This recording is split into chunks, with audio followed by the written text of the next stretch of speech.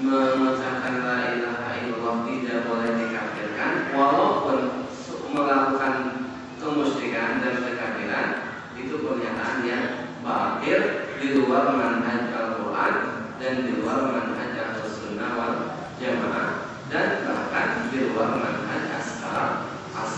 Sedangkan banyak di antara mereka mengaku diri sebagai orang yang bermanhaj as-salih. Sedangkan manhaj salaf berlepas diri dari keyakinan mereka.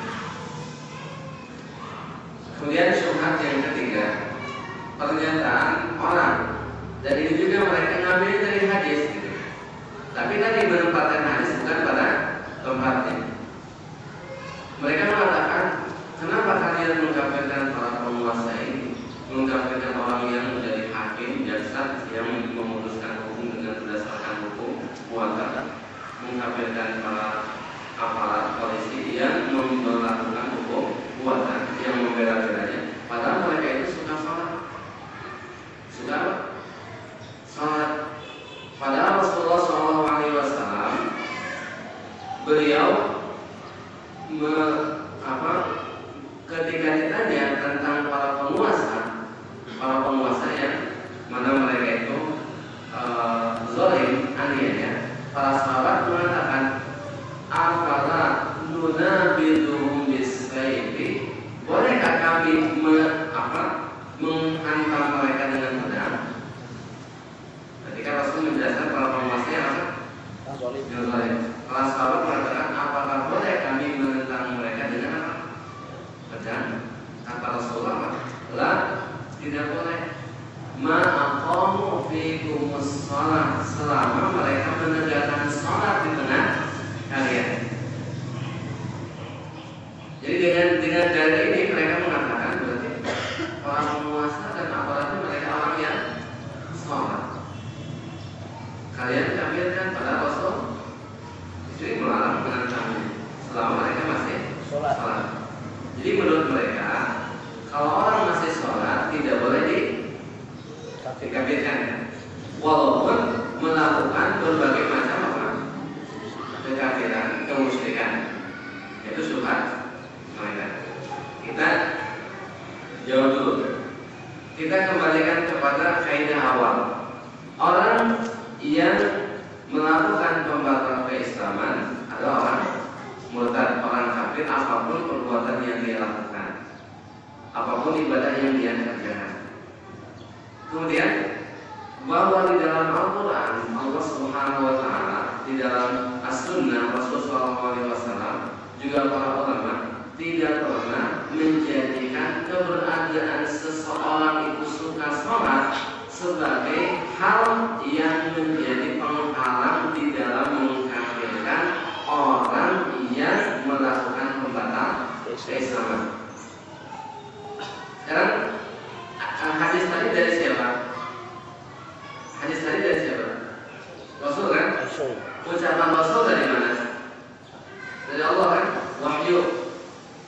Wa ma yantiqu 'anil hawa in huwa illa wahyun yuha.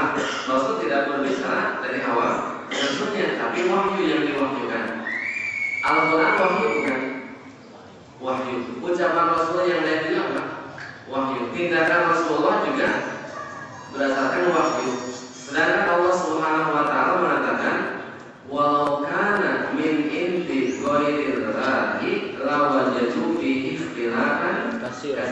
Seandainya Al-Quran itu, wahyu itu bukan dari Allah, tentu mereka mendapatkan banyak pertentangan di dalamnya. Artinya, kalau wahyu tidak mungkin apa? Bertentangan ya? Nah, kalau kita sudah yakin wahyu tidak mungkin bertentangan, kita lihat nas-nas Al-Quran. Nas-nas Al-Quran dalam surat At-Taubah 65-66, Allah Subhanahu Wa Taala mengkafirkan orang yang berada di barisan Rasulullah SAW. Mereka sholat, mereka bahkan ikut berjihad. Tatkala mereka memperolok-olokkan Rasulullah SAW, qul abillahi wa ayatihi wa rasulihi tastahzi'un la ta'tadiru qad kafartum ba'da imanikum. Katakanlah, apakah terhadap Allah, ayatnya, Rasulnya kalian memperolok-olokkan? Allah mengatakan, jangan kalian cari alasan. Kalian telah kafir setelah kalian beriman. Ini orang yang dikafirkan oleh Allah. Orang yang suka sholat. Orang yang suka sholat bahkan ikut jihad di perang yang paling sulit, perang Tabuk. Apakah Allah mengkafirkan orang yang sholat? Ini kan pertama, Allah mengkafirkan orang yang sholat. Terus saya tanya, Rasul sholat tidak? Para Rasul sholat tidak? Sholat kan? Tapi Allah Subhanahu wa Ta'ala mengancam semua Rasul bahwa kalau mereka melakukan kemusyrikan, semua amal ibadahnya hapus. Pada siapa? Rasul dalam surat Az-Zumar ayat 65 Allah mengatakan walaqad uhiya ilaika wa ilal ladzina min qablika la in asyrakta la yahbatanna 'amaluka wa la takunanna minal khasirin. Telah diwahyukan kepadamu Muhammad dan kepada orang-orang sebelum kamu, itu para rasul sebelum Rasulullah, telah diwahyukan apa? La in asyrakta, kalau kamu melakukan kemusyrikan, ya, layak batonnya amal, tentu hapus amalan kamu, wala takunanna minal khasirin, dan kamu tergolong orang yang rugi. Lihat, para rasul andai kata melakukan kemusyrikan, salatnya manfaat tidak? Tidak. Itu para rasul dengan kesepakatan orang yang berakal, mereka adalah orang muslim, orang yang sholat. Juga dalam surat Al-An'am ayat 88 tentang para rasul juga. Setelah Allah menyebutkan 18 nama para rasul dalam surat ayat sebelumnya, dalam ayat 88-nya Allah mengatakan walau asyraku lahabita anhum ma kanu ya'malun. Seandainya mereka melakukan kemusyrikan, tentu lenyaplah dari mereka apa yang telah mereka lakukan. Lihat, amal ibadahnya bermanfaat tidak tatkala ada syirik? Tidak. Jadi tidak manfaat. Itu para rasul. Contoh yang lain, Allah Subhanahu wa Ta'ala mungkin tidak memuji orang kafir. Allah Subhanahu wa Ta'ala memuji dan memberikan tazkiyah kepada seorang ulama Bani Israel, zaman Bani Israel, zaman Nabi Musa, namanya Balaam bin Ba'ur.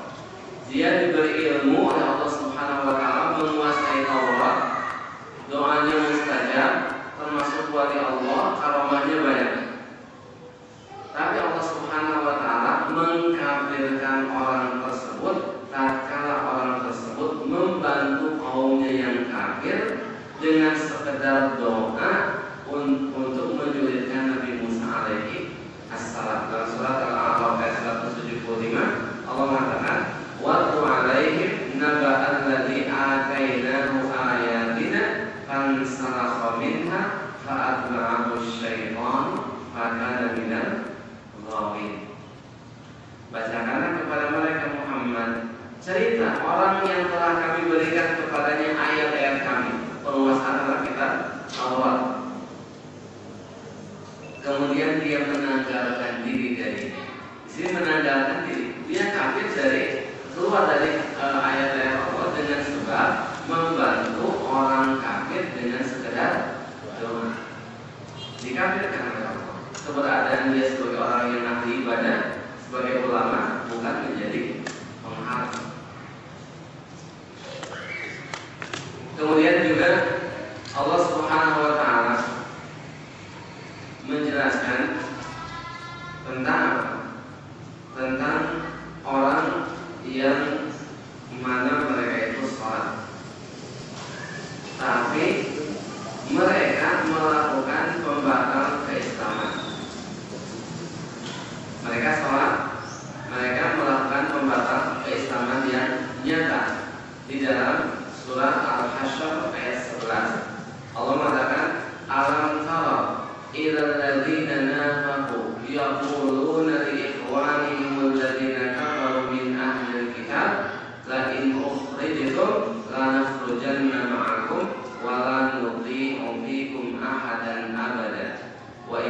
qatiltum lanansurannakum wallahu yashhadu innakum lakadzibun.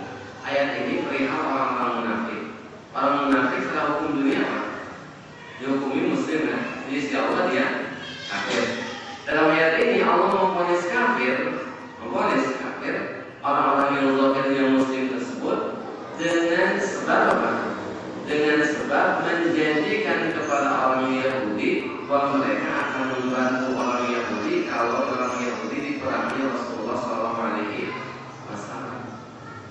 Sedangkan orang-orang munafik tadi yang zahirnya muslim, mereka adalah apa? Orang yang salat. Mereka salat bersama Rasulullah SAW.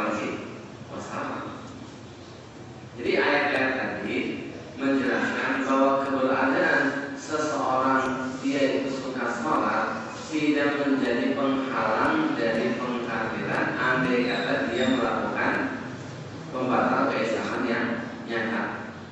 Itu pertama. Kemudian dari hadis Rasulullah SAW bahwa orang yang melakukan pembatal keislaman walaupun dia sholat tentu dikafirkan juga. Rasul mengkafirkan dan menghalalkan darah Abdullah ibnu Abi As-Salam. Abdullah ibnu Abi As-Salam penulis wahyu Rasulullah, orang yang sholat, tapi dikafirkan tatkala apa?